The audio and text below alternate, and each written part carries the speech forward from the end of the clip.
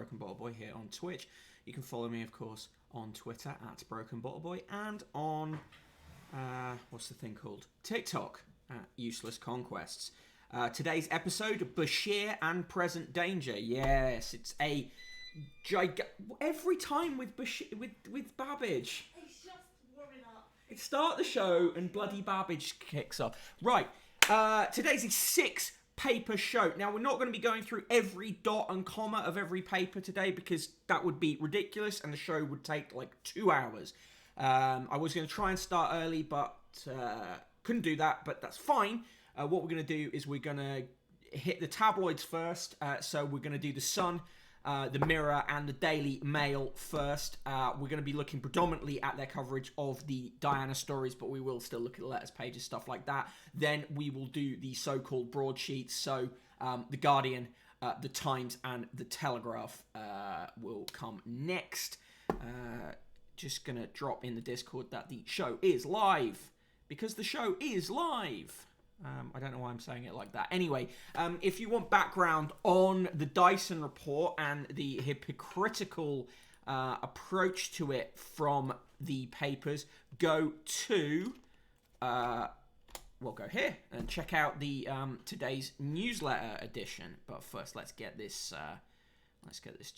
tweet into the Discord. I hope you're well today. Thank you for being first in the chat, Mark Kenosis. Here, show is live. Boom. Right, cool. So let's start with The Sun. Obviously, The Sun is going to be the most egregious, probably, of the papers we read today. Well, I guess it'll be a toss-up between The Sun and the Daily Mail. So, front page of The Sun. Will's panorama bombshell. BBC let down my mum, my family, and Britain.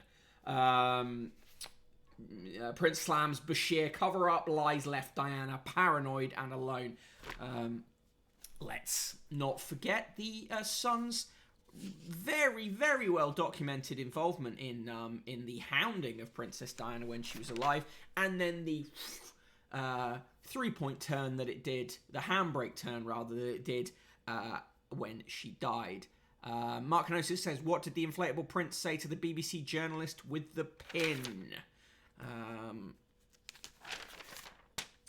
Right, inside on pages 2 and 3, Prince Savage's panorama and Bashir lies. This lurid deceit left my mother in fear, they quote him. Will's sadness indescribable. Of course, they run his statement in full. Hey, Studying Fango, how you doing? On pages 4 and 5, broadcaster bigwigs damned by report. The headline, Beebs Bashir cover-up, BBC. 6 who let Bashir off the hook. Lord Hall, Tim Gardam, Tim Sutter, Richard Peel, Anne Sloman, and Lord Burt. As I say, lurid deceit was my favourite Suicide Girl, says Mark Kenosis. Use of weapons. What? Princess Diana died. When did that happen? Good. The bit continues. Long may the bit continue. Right, so they continue on pages 6 and 7 with a whole spread on Earl Spencer. Bashir's lies led to Diana's death. I can draw a line between the two events. Do remember, though, that Earl Spencer was a royal watcher or royal correspondent at large for NBC News in the years before his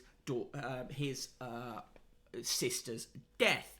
Martin Bashir claimed a clairvoyant had given him the lies that he told Princess Diana. Right, on page 9, which is page 3 today, Lucy Mecklenburg of, what is she from? Was she in Made in Chelsea? I believe she was. Lucy Mecklenburg wears a bikini, and that's the story. On pages 10 and 11, more Prince William propaganda. Duke gets vaccinated as Indian strain grows. William leads the way with jab leads the way. Variant cases double in a week. Old age killing more than COVID now. Weird thing about this picture of him, he's wearing a shirt where the collar is here, but this rolled up looks like there is no shirt underneath it. What's going on? Inquiring minds want to know. use a weapon. Strange that they've decided to go after an Asian journo for Diana, who died recently, I believe. Yes. Hello, gang. Hello, Ged Station. How you doing? Welcome to the 6 paper blow up. Douglas fucking Murray writes, a scar on the holier-than-thou BBC, exposed by newspapers. We're just going to forget all the stuff that came out in Leveson, and also forget that this same week, the Daniel Morgan report, which is likely to suggest that there was a heavy involvement by Murdoch journalists alongside corrupt police officers, has been deep freezed by Priti Patel on national security concerns for a while. Douglas Murray here, writing, even the BBC's own media editor, Amal Rajan, did not mince his words. Of course he didn't, because Amal Rajan is so far up the tabloids' arses that he often reports from their lower intestines. Hello, person in the room, what are you doing here? Just trying to get this. Okay. On page 13, news split for Kim K. Kim Kardashian seems so happy with her newly single life that she can't help splitting at the side. She's wearing a top that's got a split side. That's it. The woke NKVD killed Diana. Shankly07 says she's dead. Mark Kenosis says that Prince William wore a special vaccination sweatshirt. On page 17, Rue Castle exclusive about Wayne Rooney's new big house. A double-page spread on the Friends reunion. A reveller has woken up with a mystery dog in her bed, an actual dog. They give it the headline, Rough Night. The dog looks cool. A woman is making bags of money by flogging 40-year-old empty crisp packets online. Karen Chapman, 49, has earned £2,575 on around 250 of her knickknacks in the past month. She even raked in a profit of £173 for a packet of KP Skydiver corn snacks, which cost just 6p in the 1980s. Give a fuck. Talking about Jessie Nelson's solo career, and says she won't profit from the new Little Mix tour. The Walrus has left Wales and gone to Cornwall. They give it the headline, I've gone to Cornwall on my Wally days. Might be a movie about Cher. Belgian soldier on loose with rockets. Hundreds of soldiers were yesterday hunting a real-life Rambo after he vowed a death fight against lockdown laws. Crack army sniper Jurgen Konings fled 3 days ago with an arsenal of weapons. Yesterday, roads into the forest of Belgium near the Dutch border were sealed off by the military. Schools, mosques and public buildings were also closed. Konings, 46, vanished from his barracks on Tuesday night with rocket launchers, a machine gun and armor-piercing bullets. I think that's a ridiculously trite way of covering what is effectively potential white supremacists with missiles. I support the Walrus. Good afternoon, Auntie Dange. Tyson Fury has worn a similar matching gaudy clothes with his 5 children. Pip Cheerios seedless lemons are now on sale. Whoopie-doo. They do a whole double-page spread on Jeremy Clarkson and his farm. Hello, KJ-Arvo2. Good to see you. Tonight's TV picks Inside Balmoral, Channel 5. It's about the Balmoral Hotel. This Time with Alan Partridge, 9:30 BBC One. Have I Got News for You? BBC One, 9 p.m. Richard Ayoade hosts. With Richard Osman as one of the panelists. Whenever is there a show without Richard fucking Osmond on it? Later with Jules Holland, BBC Two is on at 10 p.m. Features St. Vincent, who is selecting some of her favourite moments from the show in the past as well. In Fab Daily, a really weird thing. The Duchess of Cambridge is a real style icon. Is she fuck? Now her children are quickly catching up with mum, as Abby McHale discovered. So on the front page, we've got, the BBC exploited Diana, etc. And on page 39 of the same paper, weird talk about 3 children who are... How old are these children? They're pretty young, aren't they? In 2015, Prince George was listed on GQ's Best Dressed Men list. Fucking hell. Yeah. Right, fuck off. In the letters, the £50 letter comes from Luke Russell of Wakefield, West Yorkshire, who says, the more I hear about how Martin Bashir conducted himself when he got Princess Diana to give her bombshell interview, the more I'm disgusted with him and the BBC for their cover-up. A Panorama show investigating claims he used fraudulent means to get her to agree to the interview in 1995 was finally aired last night. But it was only after Lord Dyson's report into the matter was published. Yeah, but it did have to be made before that, mate, you fucking idiot. I believe Bashir needs to face the consequences of his actions. Well, what about the paper you're writing into, fuckwit? Right, moving on. Jesus Christ. The coins ad today. Today's coin owned the brand new 2021 UK gold sovereign just for £319. If you want to show that you love the Queen and hate Martin Bashir, pay £319 for a sovereign today. Use your weapons. Do we know what the fraudulent means were? Did he say it's never going to be broadcast? These TV cams are just for effect. No. The fraudulent thing was that he made up bank statements that suggested a former member of staff of Earl Spencer had been receiving money from News International and a firm he made up that he claimed was linked to the security services. But it is not thought that he showed those to Diana, that he used those to get Earl Spencer to introduce him to Diana. But the Dyson report says that it was very likely that Diana was going to do an interview with someone from the BBC, previously thought to have been Nicholas Witchell, but Steve Hewitt switched Nicholas Witchell out of the interview and instead opted for Bashir, who was a massive liar, and there's no denying that. There's plenty of evidence. There's also plenty of evidence that senior BBC executive Tony Hall, who was head of news at the time, and the DG at the time, Lord Burt, deliberately were ignorant of what Bashir was up to. It's not that it's a non-story. Martin Bashir was a liar, was a trainee liar then, and is an inveterate liar now.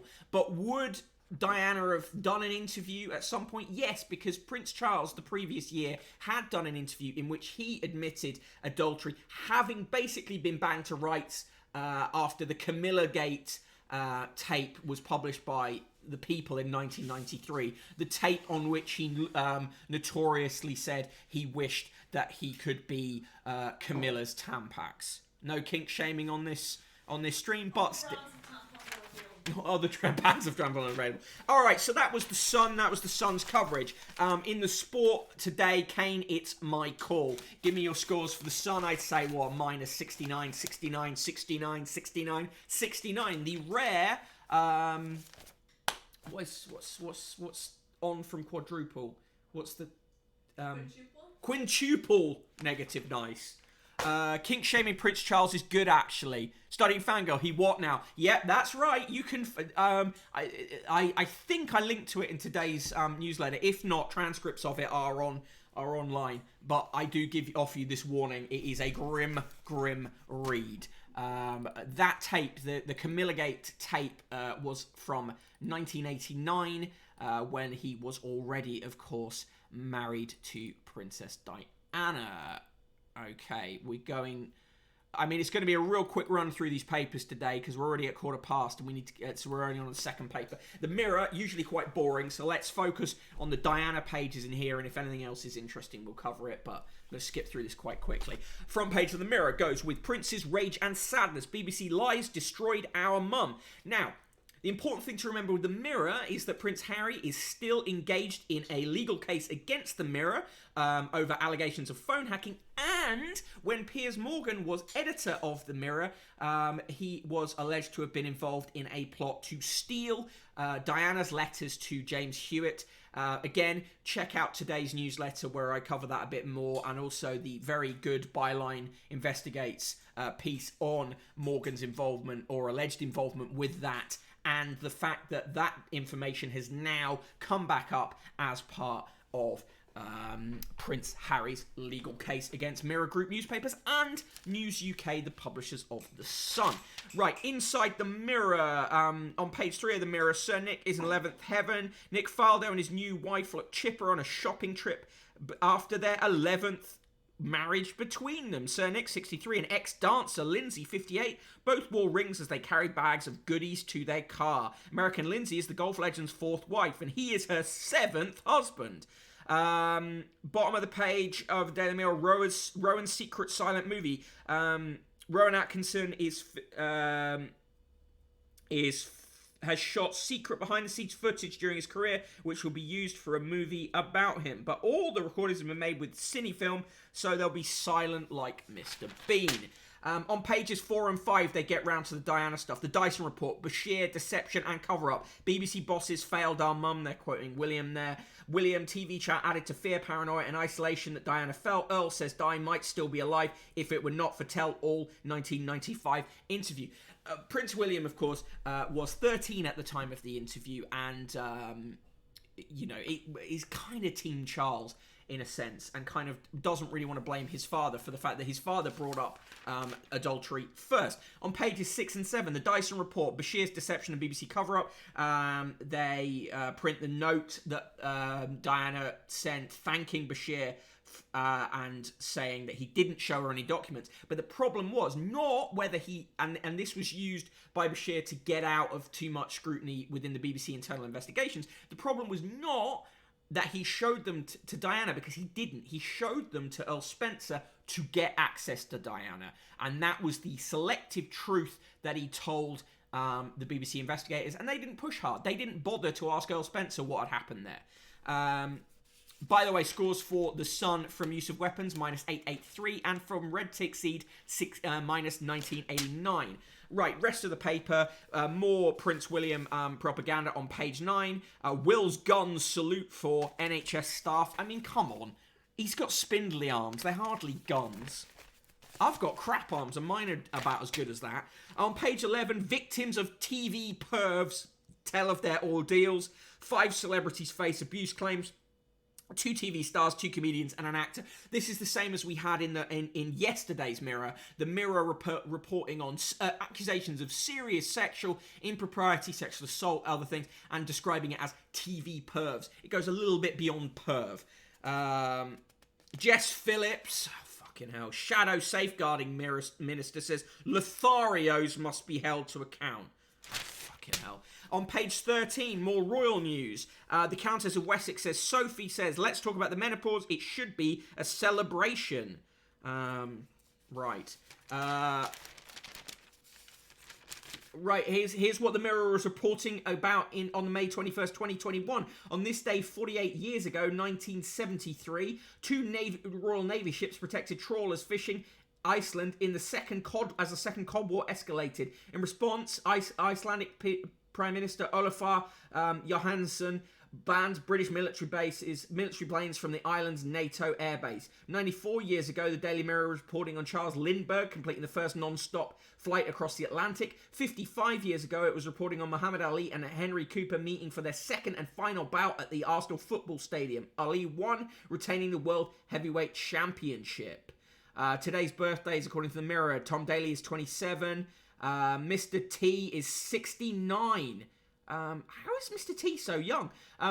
Noel Fielding is 48. Leo Sayer is 73. And Jane Cripps from Ashford, Kent is 52. And Una Jasper of Kenilworth is 97. So they're just readers who want to get a mention. Use of weapons says TV perb sounds like they've used a radar van to detect when you're horny. Everybody Love Raymondo says, I think I used to drink in a club called Lotharios in the 1980s. Arnold Schwarzenegger is going to be in a TV series. He's going to be in a spy film called Fubar. It's said to be similar to his action comedy film True Lies. More on the Friends reunion. They're just looking at what's happened to the various actors over the years. Not quizzed, but cop killer facing charge. CPS considering file of evidence sent by police. Criminal charges being considered over the killing of Sergeant Matt Ratana, despite the prime suspect not yet being questioned. Officers have sent the CPS a file of evidence while Louis DeZoiza remains in hospital and still unfit to be quizzed 8 months after the death. He was hit by a bullet during a struggle when Sergeant Ratana, 54, was fatally shot at custody centre in September. That was a very strange case. Warren's indecent proposal. Miriam on Star's chat-up line. Miriam Margolis has revealed Warren Beatty once positioned her in a rather crude manner. He claims he's asked her, "Do you fuck?" Although they've obviously starred it out so it could be figs, frogs, all sorts of things. The actress 80 plays Mother Superior Mildred in the BBC drama called The Midwife, tells of the Hollywood womanizer's less than subtle flirting in her new memoir, This Much Is True, which is out in September. Maradona's, the doctors who treated Maradona are being investigated over a possible homicide. SAS show Help Me Face Abuse by Bennell. Jamie Cartwright, who was abused by the convicted sex offender Barry Bennell, the football coach, says that competing on SAS Whose Dales Wins helped him deal with that. In Real Britain, Roswyn Jones stands up for you and your family. School kids air grievances over Ocado's new depot. Their faces fill the screen with one by one saying, "Ocado, why are you building a depot in our school's backyard? Air pollution is unsafe for us. Why don't you care?" And a direct question for Ocado's co-founder and CEO, Tim Steiner. Would you like to live next to a depot? Breast implant women win 10-year compo fight. One of my most hated tabloid phrases. Compo, meaning compensation. UK victims elated after court ruling. This is women who were affected when cheap industrial grade silicone was used in breast implants that broke. Madonna's son Rocco has been walking around out in a pinstripe suit. He looks fine. It's not worthy of a story. Mel B girl's son upset by daughter is upset by her domestic violence awareness video that she made. Why exactly? Is it because domestic violence is scary? Yeah, why exactly her? That's not surprising, is it? Mark Gnosis, a list of things I wouldn't want to live next to. A depot is fairly low. Yeah, but the point is about idling vans and stuff like that. But it does slightly scream of kids being used for NIMBYism. Law for Life boosts mother and daughter. My double gift of life. After a miracle baby kidney transplant means Jackie can be best mum possible. That's good for her. In the cartoons, Andy Capp is trying to borrow 20 quid off his wife. She says no. In Perishes, which is about bunch of school kids. Nothing interesting happening there. Today's recipes: easy fish pie, curry tray bake, and spring veg linguine. Dr. Miriam Stoppard says danger drinking has got worse during lockdowns. Are we surprised? Dear Colleen, someone wants to know how they can get their daughter to start talking to them again. Why would you ask Colleen Nolan for help? Everybody Loves Raymundo. I wonder if the Ocado depot is in an area which matches its demographic. I bet you it's not. Army of the Dead, Zack Snyder's remake, gets a 5-star review from Andy Lee. Deep Blue Sea from the NFT at National Theatre at Home is featuring Helen McCrory, who passed away recently. You can now watch that online, $7.99. Rare Beast, Billy Piper's new film, only gets 2 stars. My New York Year gets 2 stars. And Spiral from the Book of Saw, a Saw spin-off with Chris Rock, only gets 2 stars. Gary Newman's new album gets a nice review. And in the sports, Cash and Harry. Kane warns Levy to take 100 million and run before his price goes down next year. Zack Snyder paid for that review, claims use of weapon. That is minus 69, 69, 69, 69. 69, another quintuple negative nice from me. Exacerbated by the Mirror being quite boring. Markinosis, yeah, I know, I agree. A depot is hardly a medical waste incinerator. Ayo, Tara writes, how you doing? Use of weapons. God, the Mirror is just shit. So shit. It's not... It's both boring and insidious. So, you know, the Sun manages to be evil, but at least occasionally entertaining. Right, we reach our... At 25 minutes in, we reach our third paper. So we are motoring today. And the third paper is the last of the tabloid pile before we get on to the equally heinous broadsheet pile. So, the Sega newspaper reading machine goes brrr. Yes. Okay, so we're on to the Daily Mail. Daily Mail front page, of course, is, you know, a screamer. On day of shame for BBC, Prince's devastating blast at Bashir's lurid and false claims that he says fueled Diana's fear and paranoia and drove his parents apart. William, BBC lies ruined my mother's life.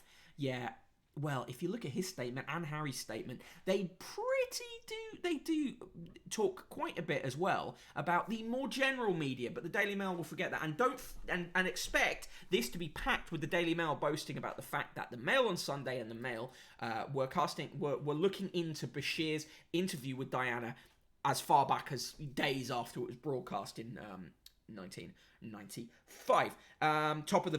Bottom of the page, Bashir exposed 20 pages of unrivaled reports from a paper that's led the way. Right, pages 2 and 3, they go for basically putting Harry and William's statements filling the pages. They go with how this culture claimed her life by Harry. They happy to listen to Prince Harry's statements as long as they can frame them as bashing the BBC. But when it comes to him criticising the wider tabloid press, not so happy. On pages 4 and 5, these lies are linked to Diana's tragedy in Paris, says Earl Spencer. There's a pull-out box on Dyson's damning verdict. They run a picture of the Earl Spencer and Diana as children. Earl Spencer yesterday, as he released this heart-melting picture of him with Diana. Harry has repeatedly said he hates the whole of the UK media. Yes, he has. On pages 6 and 7, the master of dirty tricks, rogue reporter who lured lonely princess to talk using bogus documents, tales of betrayal and smears, are something the Daily Mail would never do, except that there are countless examples of Daily Mail reporters doing similar, if not worse things. That doesn't mean that Bashir should be exonerated or let off or excused for what he did, but let's put it in context. The British media is a broken, corrupted place. At pages 8 and 9, a breakdown of various documents and the forged documents, which, you know, classic Daily Mail stuff here.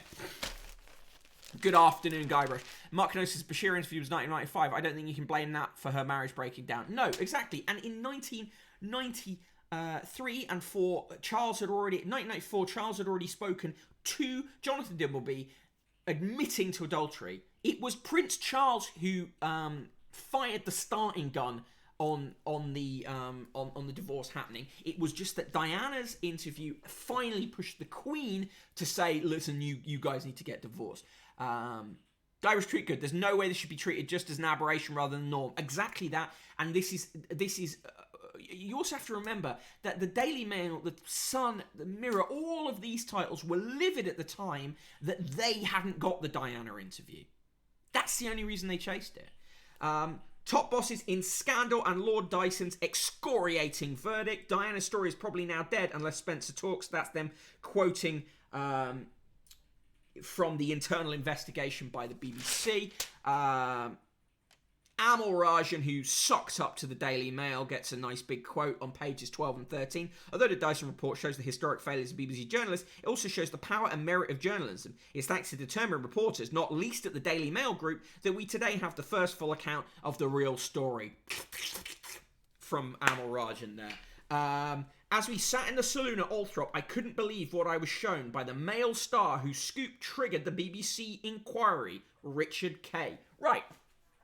I just so happen to have this old edition of Private Eye here. The edition published on Friday the 5th of September 1997. Let's see what kind of quotes it pulls on from Richard Kay about his relationship with Princess Diana and how he reported on her.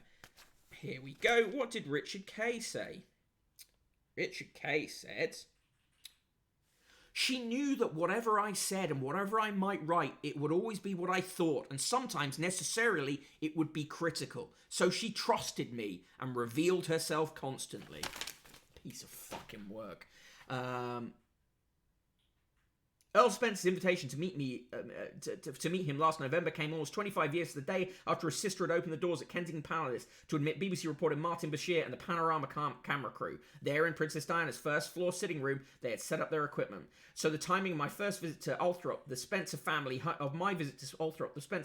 that warm autumn day was highly significant, and when some 5 hours later I left the magnificent house in the North Hampshire countryside where Spencer and Diana grew up, I had the most extraordinary first-hand account of the falsehoods, trickery and outright lies Bashir had employed to entrap the princess into giving that interview.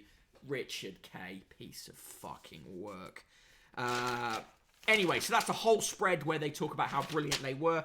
Andrew Neil, himself the editor of The Scotsman at the time of Princess Diana's death, who had been hacking away, having a go at her almost weekly basis, and then did, as the rest of the press did, a hard handbrake turn to Princess of Our Heart shit when she died, said, "I believe it was the cover-up that cost Diana's life. From a giant of broadcasting and an ex-BBC star, a devastating verdict that goes right to the top." Could it be, perhaps, that Andrew Neil, getting set for GB News, is delighted to have a chance to hammer the BBC? Why, yes, it could. He can go fuck himself as well.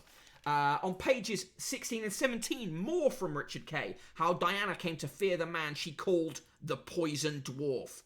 Bashir's devious tactics to secure that interview have finally been exposed. Now read the explosive inside story of its aftermath by one who witnessed it. Fuck off. Guybrush Tweetgood, Andrew Neil, fuck off forever challenge. Andy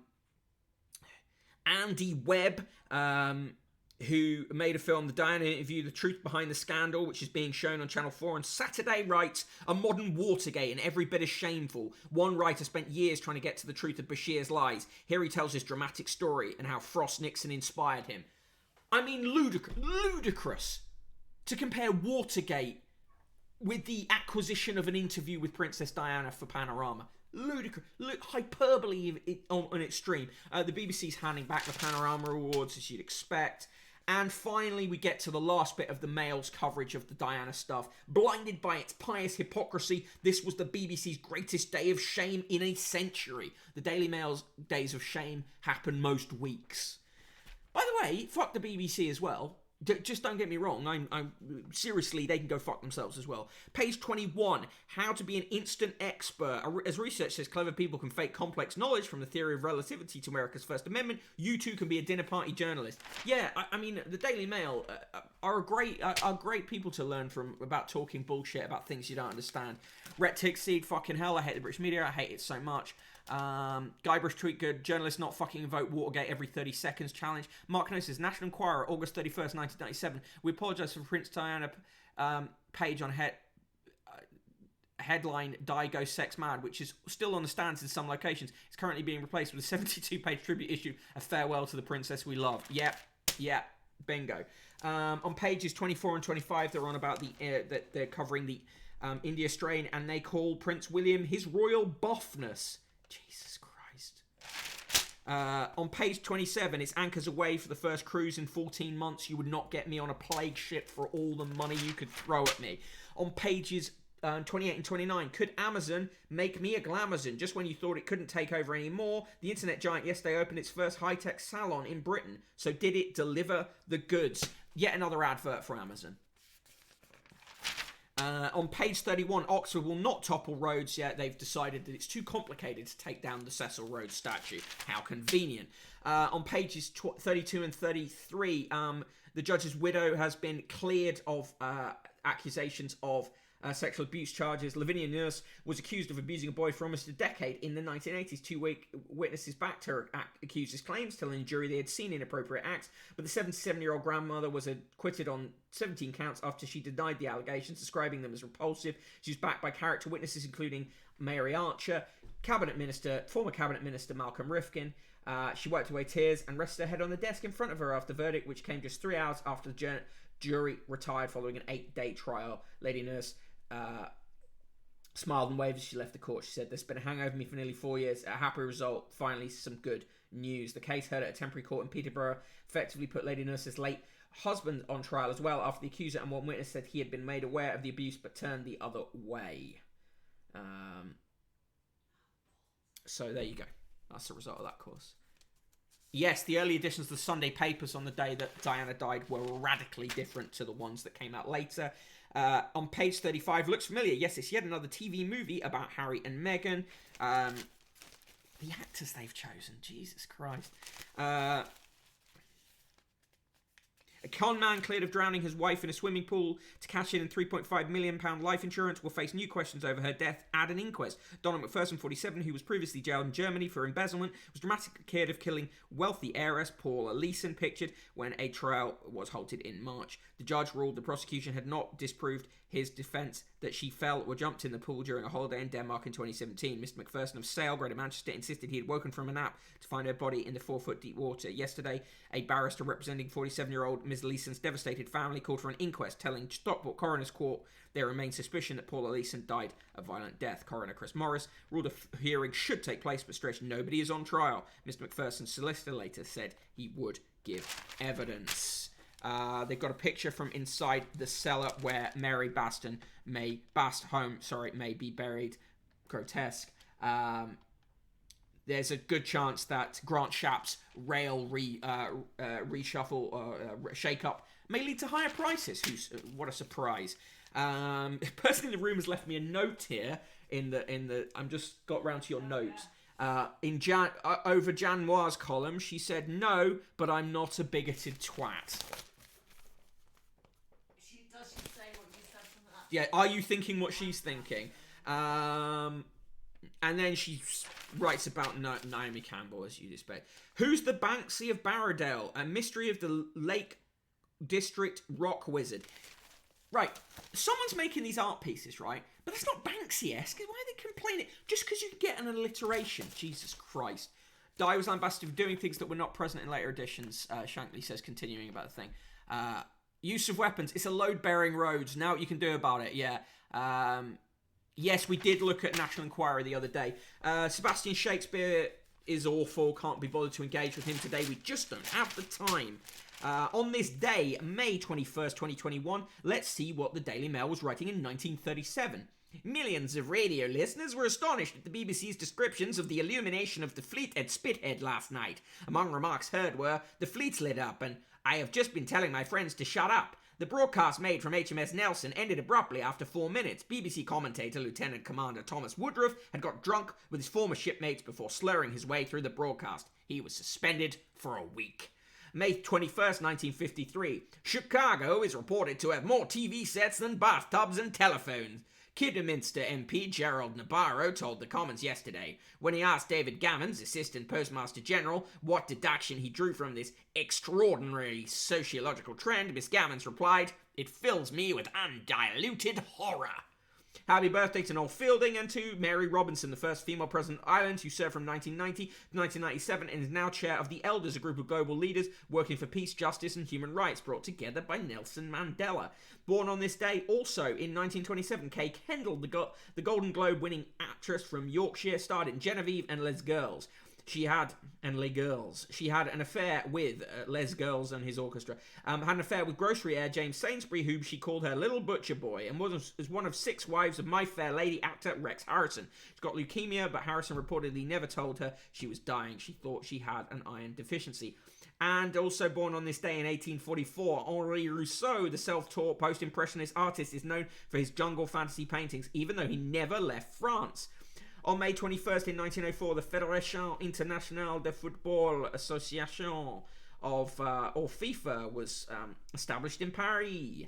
And in 1981, the BBC's Tomorrow's World featured a talking television that told you off if you sat too close to it. Quote of the day comes from Richard D. Ingersoll, the US lawyer, who said, "In nature there are neither rewards nor punishments, there are consequences." What a curious quote to choose today. Loving these French pronunciations. Mrs. Gammons, yeah.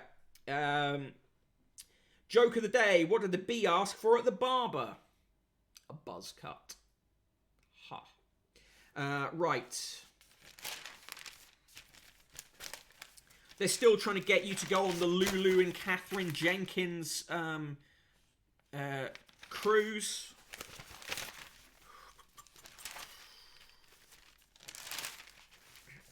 Skipping through the reviews, not bother. Coin, strength and stay. 7 decades of devotion. An official coin free to the nation, but costs you £2.50 in post and packing. It features the Queen and Prince Philip, who is dead. Mick, should we get you to read a French magazine? Yeah, I happily will. Use of weapons, Charlie Hebdo, but the stream is banned for massive racism. Yes. In the TV review, Subnormal, a British Scandal, got 4 stars, and Taskmaster got 4 stars. Their pick of the day is Inside the Balmoral, Scotland's finest hotel, on Channel 5. In Garfield's cat, girlfriend, and Garfield are talking to each other. The interesting thing about when Garfield and the other cats and animals speak is that they are represented by thought bubbles, which suggests to me, like, are they saying that that the cats communicate by telepathy? In Chloe and Co, they're drinking and sitting down. And in Fred Bassett is out with Jock, but he will not share his bone he's found with Jock. Red Tickseed, holy shit, Prince Philip died, etc, etc. The commitment to the bit is failing. In the letters, only 3 straight to the point letters today. Gordon Morris says, the traffic light system is a gimmick. Why not have green you go, red you don't? Amber just confuses everyone. Michael Andrews says, red means stop, amber means don't go unless it's an emergency. Green means go but be safe. Anthony Dean says, our new wallpaper at £840 a roll was off the wall. Peter Chapman says, tell Eddie Izzard there are already quite enough politicians in Parliament.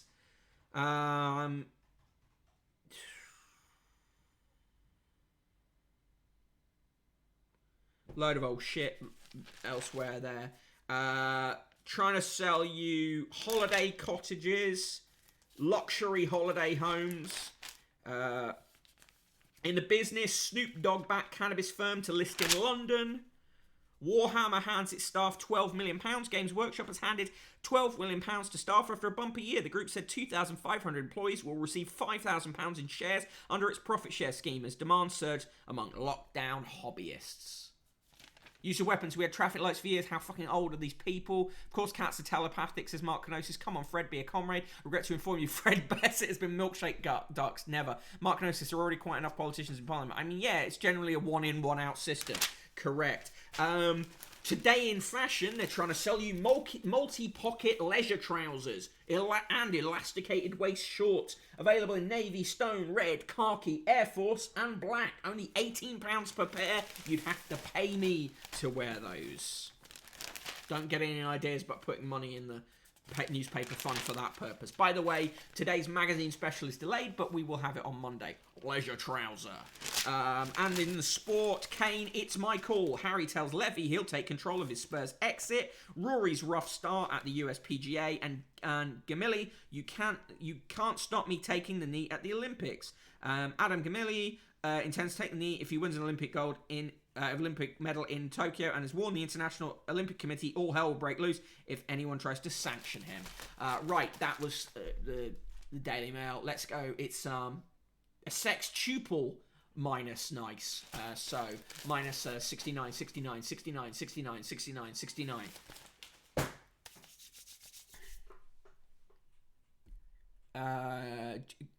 Games Workshop is now run by a CNT FAI-style syndicalist union. Red Tick Seed rates the Daily Mail a big bucket of wank. And Dick Penderyn minus when 6 becomes 9.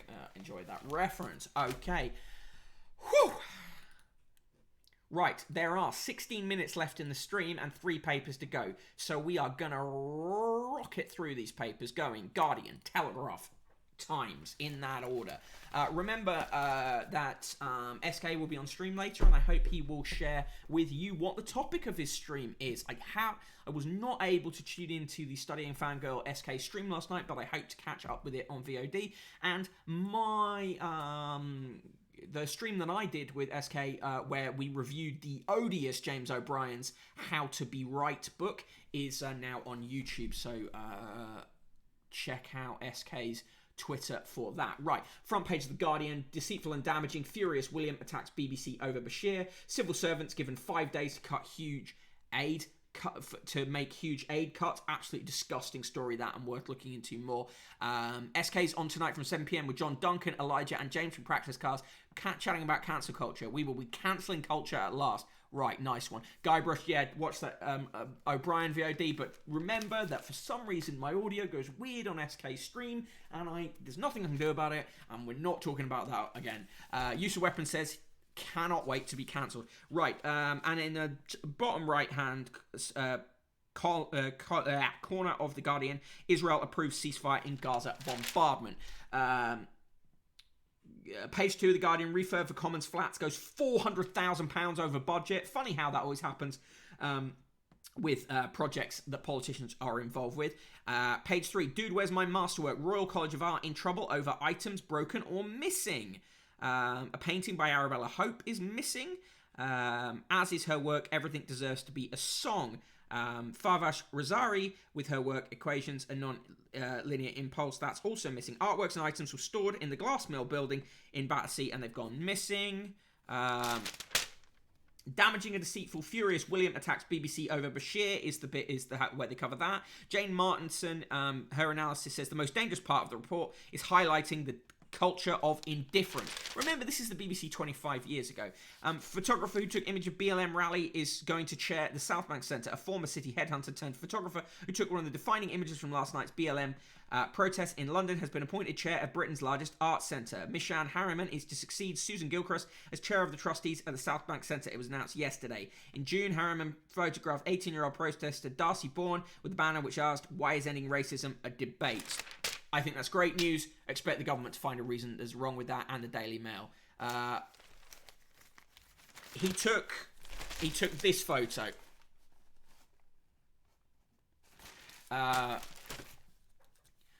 Ceasefire is already over, so never mind on that one. Jesus Christ, I lasted 5 minutes. Yeah, that is a good photo. Page 8, glitch in £37 billion test and trace may have fueled spread of Indian variant. NHS fears of new wave will worsen surgery backlog.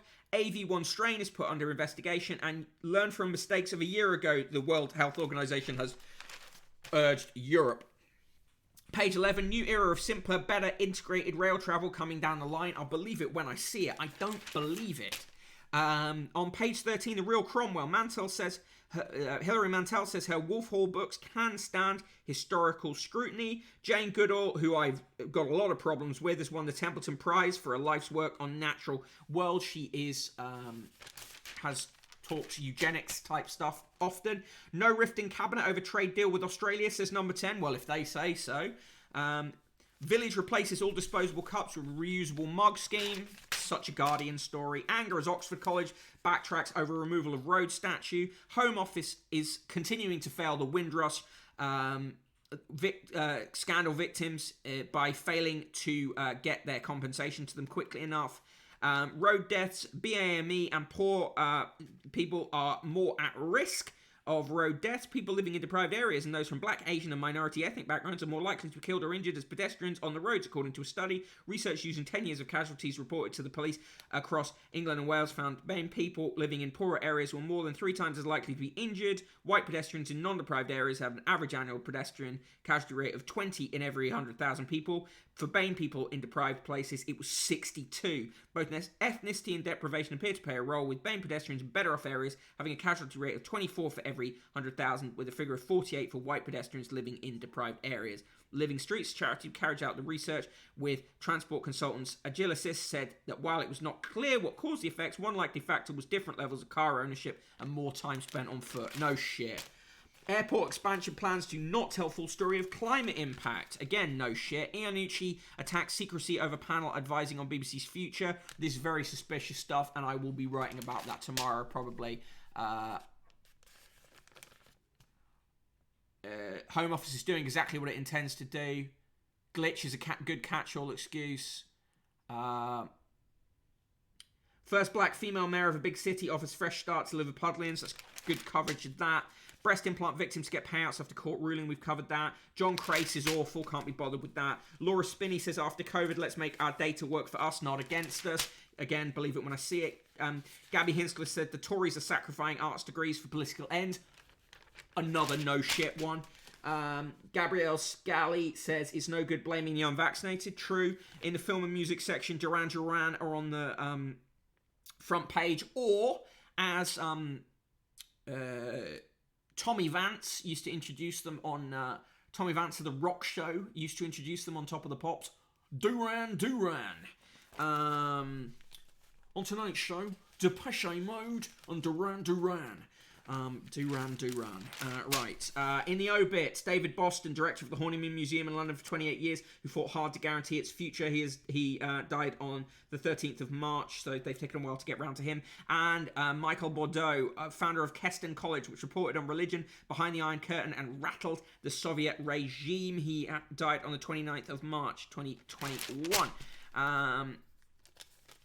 James Barnor, a pioneering photographer, is finally getting his own show at the age of 91.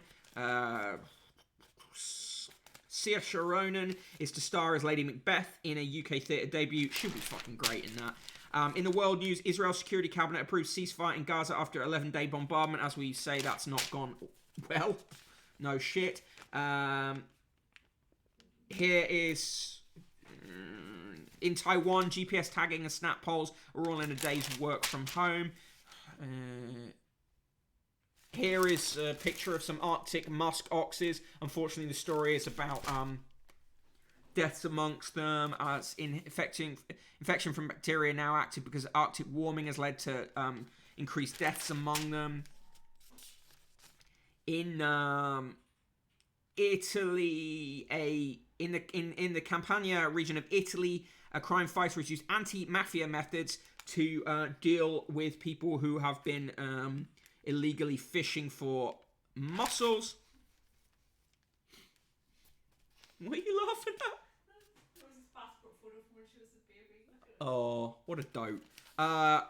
In the financial news, too many places are on confusing amber travel lists, says EasyJet boss. Well, he would say that, wouldn't he? I lack managerial roles. Shy TikTok boss quits for daydreaming role. The Chinese co-founder of TikTok's parent company has said he will step down as chief executive, focus on long-term strategy, saying he prefers reading and daydreaming to the management challenge of running a multinational tech giant. There are less fun reasons for him losing. Run. Use of weapons. I would save all the musk oxes and kill Elon Musk in Minecraft. Oh yeah, in Minecraft. In sport, willpower, how losing a valued friend taught me not to hate jogging and bear the pain, writes Max Rushton. Wayne Mardle, the flamboyant darts player turned pundit, says, I wanted to be a clown. No one wants that now. He's got a book out called Slinging Arrows, How Not to Be a Professional Darts Player. And on the back page, I would take the knee. Gamili warns IOC against protest ban on Tokyo podium. That's the Guardian. I don't know, minus 50. Less bad than some of the other papers. Crushingly boring. Okay. Let's go for a Telegraph speed round. Use of weapons gives the Guardian a wild swimming out of 10. Okay, so here we go. The Telegraph speed round. It is 13:54. Let's see if I can complete the Telegraph in 6 minutes or less. Front page of the Telegraph. William, BBC fueled my mother's paranoia. On the other side of the page, Prince Harry accuses royal family of neglect and bullying. Again, the Telegraph twisting his words as they tend to do. Top of the page, a trail for Fraser Nelson's comment column today. How Boris Johnson is fighting a lonely battle to reopen Britain, and they are trailing a feature with Hilary Mantel on a new play version of The Mirror and the Light. Bottom of the front page, GPs clash with NHS leaders over face-to-face appointments edict. The Telegraph is obsessed with this, of course, because it is trying to encourage more of its readers to write in going, my GP won't see me face-to-face. Bottom of the page, Israel and Hamas agree Gaza ceasefire. Lady North's accuser demanded money. Tramline shares crash amid rail shake-up. Kane urges Levy to let him leave Tottenham. Inside picture of Wally the Walrus. On page 3, Lady North's accuser demanded money. Cambridge dons who raise an eyebrow may be reported. Cambridge academics may be reported to the university for raising their eyebrows at black students under new guidelines issued by the pro-vice-chancellor. Yet again, a twisting of what's actually happening. Rhodes statue at Oxford College will cost too much to remove. That's their excuse. Darwin theories warped by his prejudices, claims professor. Okay. What happened to my mother left me all over the place as an adult, says Prince Harry. Again, not unreasonable. In the analysis, Bryony Gordon says Harry doesn't have to play royal family game anymore, and he is finally free. Therapy culture. Frank Furedi, of course, who's a Spike-adjacent living Marxism guy, says Duke turning emotionally correct, sharing into entertainment form. Fuck off. Hugo Vickers says it's unfair to blame caring Charles for conflict between father and son. Is it just? Hugo Vickers is a royal correspondent and author, and so far up Prince Charles's arse. Finish that line for yourself. Prince Harry taps into new therapy to treat ongoing PTSD. On pages 6 and 7, they go big on the Diana stuff. Diana's letter and BBC chiefs who were trying to avoid scandal. Various profiles of those people. Lord Dyson criticises corporation bosses for failing to investigate Bashir's deceitful behaviour. How journalists charmed and lied to gain Princess's trust. That's pretty factual. Aircraft carrier supply ship deals may be open to foreign bidders. Oh, wow. There's, whoopee-doo. Debut detectorist finds £5,000 worth of stolen treasures. Artifacts unearthed in Worcestershire field taken in 2017 burglary from an antique collector's home. Tyre feud led to death of law student. Court told a law student was accidentally killed by a hitman hired by a tyre company after a petty dispute with a rival firm. Unlucky passerby Aya Hashem, 19, was gunned down in a drive-by shooting in Blackburn, Lancashire on May 17th last year. The incident was the culmination of a long-running dispute between Farah Sulman, the owner of RI Tyres, and Pasha Khan, the proprietor of Quickshine Tyres. A court at Preston Crown Court was told. Prosecution alleges that Miss Hashem was shot dead while walking along King Street in Blackburn by Zamir Raja, who was sitting in the back of a Toyota Avensis driven by Anthony Ellis. Mr. Raja, a hitman from South Manchester, fired 2 shots from the car which hit one of the windows of Quickshine, the court heard. But the second hit Miss Hashem, who was simply unlucky. Terrible story. The death rate in April was the lowest since record began. Good. More on Prince William's arms. Some PR for the robot bartender on that cruise ship they keep trying to persuade you to buy tickets for. Banksy loses trademark case after refusing to disclose ID. Ha ha ha. Fuck off, Banksy. On page 15, child migrants overwhelm Spanish port. Child migrants overwhelm Spanish port. These poor children. Jesus Christ, our press is a disease. Iceberg's biggest Somerset adrift in ocean after breaking off Antarctica. Trials with no jurors allowed in Hong Kong. Green candidate failed to declare bonus pay. In the comment section, Boris is fighting a lonely battle against his own officials to reopen Britain. Oh, shut up, Fraser Nelson. I took LSD in my 20s. What on earth was I thinking, says Jemima Lewis. I don't know. Who cares? The Palestinians need to stop living in the past, says Andrew Roberts. Fuck off, Andrew Roberts, the author of Churchill Walking with Destiny. And Matthew Lynn says... Walking with Dinosaurs. And Bitcoin says... Bitcoin is a defense against monetary madness, says Matthew Lynn. Is it really? In the features and arts, Matthew Perry, the one who never quite got it together. Leave him... Oh, come on, leave him alone. Judith Wood says, we're all going on a summer guilt trip. Fuck off. I lost 100 million, but my wife won't stop spending, says luxury homeowner and luxury hotel owner and Tory donor Sir Rocco 40. I weep no tears for Rocco 40. COVID brought us closer to the world of the Tudors, says Hilary Mantel. Well, she would say that, wouldn't she? They write about the new iMac. Army of the Dead gets a 4-star review from Robbie Collin, who I quite like. Rare Beast gets 2 stars. My New York Year gets 3 stars. In the obits, Nick Downey, former SAS trooper and guerrilla fighter who won awards for TV films of conflict in Western Sahara, and the Right Reverend Patrick O'Donoghue, Catholic bishop who warmly welcomed immigrants and faced the church's problems head on. In the TV recommendations, they recommend 1971, the year that music changed everything, Apple TV. And in the TV reviews, We Are Lady Parts gets a good review, goodish review, 3 stars. Subnormal gets 4 stars, a good review. And that is the Telegraph. Boom. Done in the time. Give me your reviews for that. Did it. Fucking Telegraph. Right, finally we come to the Times. Right, so it is 14:05. Having done the Telegraph in 6 minutes, can I immediately beat my own record and do the Times in 5? Right, time for the Times speed run. So, starting now, 5 minutes to do the Times. Front page of the Times. The BBC's lies fueled my mother's paranoia. MI5 accuses Facebook of giving help to terrorists. This is them trailing Matt Chorley's interview with the head of MI5 today. It was absolutely farcical. It was just publicity for MI5 and an opportunity for the Murdoch enterprise to attack Facebook, which, you know, I mean, obviously we want both sides to fail in that, but there you go. Anyway, front page of the Times runs in full the Duke of Cambridge and the Duke of Sussex's statements.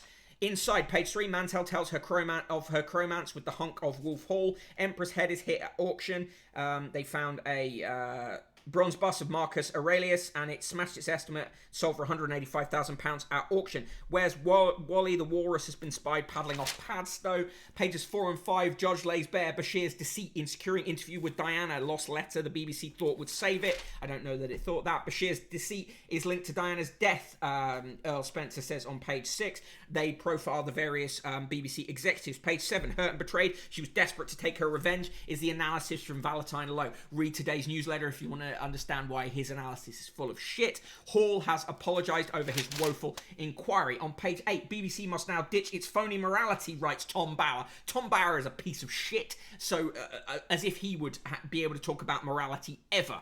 On page 9, enemies target Westminster, says MI5 chief. More of the stuff on the absolutely arse-licking interview by Matt Chorley. Page 10, comfier train seats promise to save the Great British Rear. Fall of Rhodes statue blocked by retain and explain policy. Fuck off. Giving the government credit for that. MP suspended over sexual misconduct. A former Labour MP has been suspended. It's Mike Hill, 58, who could have faced a serious sanction had he not stood down from his seat in Hartlepool. He just won't get a parliamentary pass anymore. Parents fight to take sick girl to Israel. Jewish couple have asked a judge to allow them to take the seriously ill daughter to Israel, where doctors share their religious beliefs. Pages 12 and 13. Lockdown really delivers for band of online billionaires. The billionaires, there are even more billionaires than there were before the start of the lockdown. Awful. Build a fucking guillotine. Page 14. Dying Patients Charity Ride funds cancer breakthrough. Idiot box linked to loss of grey matter. Shut up. These studies are bullshit. Johnson keen to help pubs by calling time on 1 metre rule. Is he just? Surge testing results ease fears over spread of Indian variant. Great Ormond Street porter faces jail for years of child abuse. Jesus. Meanwhile, the judge's widow is cleared of allegations of sex assault. Speedboat driver did one-handed stunts before crash, killed girl 15. Jesus. Man denied help for mental health, stabbed neighbour. But they'll never make the connection to lack of funding caused by this government. Bees get a real buzz down their local club. There's a good picture of a swan. Novice skier paralysed in jump during school trip. Sues for $5 million. More spin about Sophie Duchess of Wessex. In the comments section, James Forsyth continues to talk about the Tories as if his wife is not employed by them and his best friend is not Richie Sunak. Emma Duncan says we should turn off the furlough tap now. Fuck off. Anne Treneman's notebook is just facile. Gerard Baker is still hard right. America is no longer united behind Israel. Left-wing Democrats who equate the Palestine cause with Black Lives Matter are now piling the pressure on Biden. Oh, shut up. In the birthdays today, Andrew Neil is 72. Not happy birthday to him. In the world news, Sarkozy's fraud trial deepens decline of French conservatives.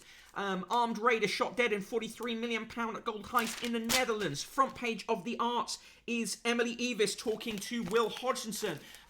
That's the Arts pages.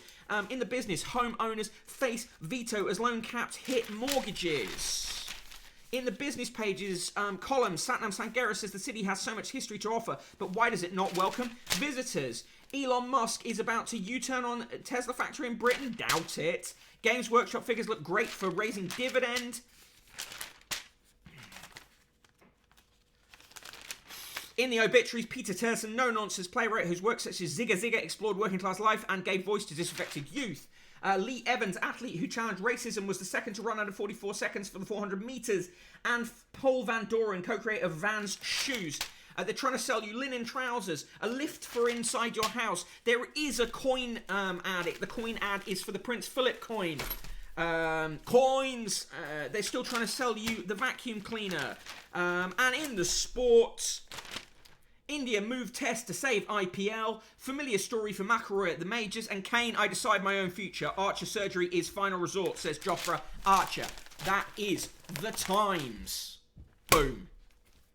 And I got that time speed run done in 5 minutes. So there you go. That is the Times to give me your scores for the Times. For me, it's a minus quadruple 69. There you go. So that was the Telegraph and the Times done in 11 minutes. Just about as much time as they deserve. Thank you for joining me on this 6-paper day. We've never done more than 6 papers. We've never done as many as 6 papers on the show. We probably will try to keep it rarely because it's maddening. Dick Pendrin scores it a minus my mother's paranoia. Yuan says it's a highly impressive personal best. Teo writes the rise minus the rise in mixed heart rate there. Yeah, generally my heart rate is pretty high now. Mark Kenosis minus mixed current heart rate. Red Tixie 10 out of 10 for the paper. Speedrun Yuan rates it a 6 fishes. Thank you very much for joining me today. Really appreciate it. Just time for the roll call and me to drop the usual links. So I'm the Broken Bottle Boy. Follow me on Twitter at Broken Bottle Boy. In the mod squad, SK the Crusader, who is on stream tonight, and Guybrush Tweet Good. Also in the chat today, Antonio Jastrab, Aritrax,